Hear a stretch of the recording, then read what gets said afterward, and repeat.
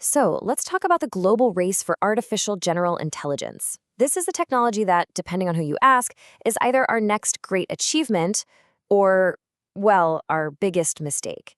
And today, we're going to dig into why it's standing at such a critical and kind of scary crossroads. On one hand, you have this really optimistic view, right? People frame AGI as our generation's moonshot. The thinking goes that, just like the Apollo program, it's a monumental challenge that, if we really commit to it, could unlock a whole new era of human progress and innovation. But there's a much darker parallel people are drawing. Think back to the 2008 financial crisis. The fear is that AI is a lot like those complex financial instruments. It's incredibly powerful, it's opaque, and frankly, almost nobody truly understands how it works. And if we don't get a handle on it, it could spiral out of control and trigger a global meltdown. So, how do we even begin to get our heads around this? Well, to make sense of this incredibly complex picture, we're going to break it down. We'll look at the whole thing through 4 distinct lenses. First up, lessons from the past. To figure out where we might be going, it really helps to look back at where we've been. Are there any historical events that can give us a roadmap for what's coming? And this table just lays it out so clearly. Think about it. The Industrial Revolution automated muscle power, the hand, and that took centuries. The AI revolution is automating brain power, our cognitive and analytical skills, and it's all happening in the span of just a few decades. That speed is absolutely the crucial difference here. It gives society almost no time to adapt. Okay, so what about the space race? That was a pretty clear-cut contest between 2 superpowers, right? The AGI race has that same kind of nationalistic fire, that same drive for prestige. But here's the huge twist. The key players aren't just governments anymore. This time, it's a messy mix of state power and corporate power, with a handful of tech giants acting almost like nations unto themselves. And this is exactly where the comparison to the nuclear arms race really starts to fall apart. You can track uranium, it's a physical thing that's hard to get, but AI, it's just software. It can be copied and spread across the globe in an instant. Plus, its decision-making is often a black box, which means even its creators don't fully know how it gets its answers. All of that makes traditional arms control treaties pretty much impossible to apply. Okay, so let's move on to our second lens and see how all of this is shaping up into a new global power struggle. As it stands right now, the US has the lead, and that's largely thanks to its massive private tech sector. But just look at how fast China is closing that gap. Their state-directed, top-down strategy is just pouring unbelievable resources into AI, and that's turning this into an incredibly intense, high-stakes geopolitical race. And this intense competition is forcing countries to get serious about something called sovereign AI. The idea here is pretty simple. If you become dependent on another country for the core technology that runs your economy, your infrastructure, and your military, you are incredibly vulnerable. So now nations are scrambling to build and control their very own AI capabilities from the ground up. And to achieve that kind of sovereignty, you have to control what's called the entire AI stack. It starts with the physical hardware, the advanced chips, and the massive data centers. Then, you need enormous amounts of data, which is the raw material for training the AI models. And finally, on top of all that, you build the actual applications, things like self-driving cars or medical diagnostics. The race is happening on every single one of these layers, all at once. So what you end up with is this really strange and constantly shifting power dynamic.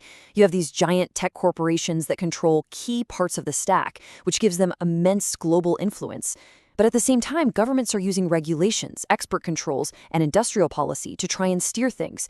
It's this constant tug of war where they both undermine and sometimes reinforce each other's power. With the stakes this unbelievably high, our third lens forces us to get serious and confront the very real, maybe even catastrophic risks that many of the top experts in the field are now warning us about. Generally, these risks get broken down into 4 big buckets. First, you've got malicious use. Think of bad actors using AI to design new bioweapons or launch massive cyber attacks. Second, you have AI arms races, with things like lethal autonomous weapons, drone swarms, creating a terrifyingly unstable world. Third is organizational risk, basically the risk of accidents because labs are cutting corners on safety to win the race. And finally, the big one, the risk of creating a rogue AI, a superintelligence whose goals just aren't aligned with ours, which could lead to truly catastrophic outcomes. And that brings us to the safety paradox. which points out a really critical danger. In this frantic race to be the first to AGI, labs might feel immense pressure to deploy powerful systems before they are truly deeply understood and safe. This is eerily similar to the kind of culture that led to disasters like Chernobyl, where the pressure to complete a test overrode clear, flashing red light safety warnings. The whole risk of a misaligned AI is actually perfectly captured in an old Soviet joke. A nail factory was told its new quota was to produce nails by total weight. So what did they do? They made one single, gigantic, completely useless nail. See, it met the metric perfectly, but it totally destroyed the actual purpose.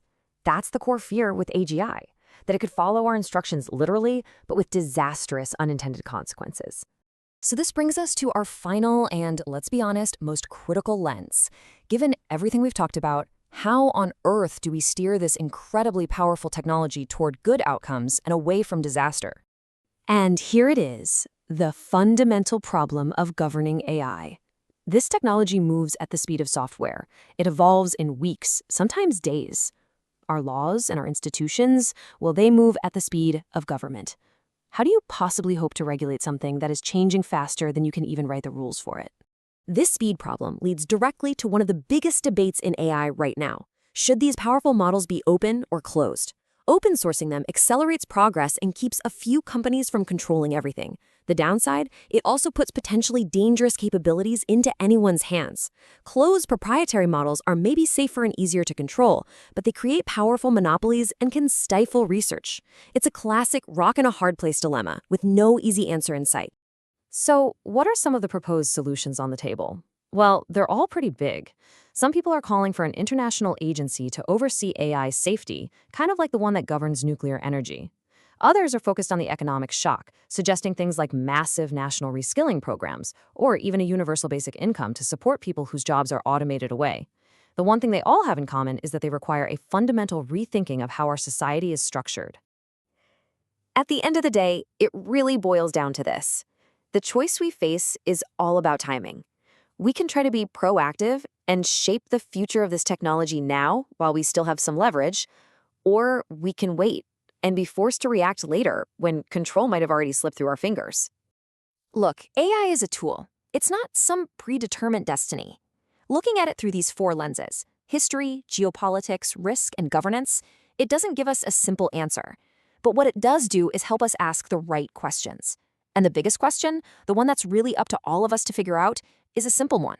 Are we going to lead this technology, or are we going to let it lead us?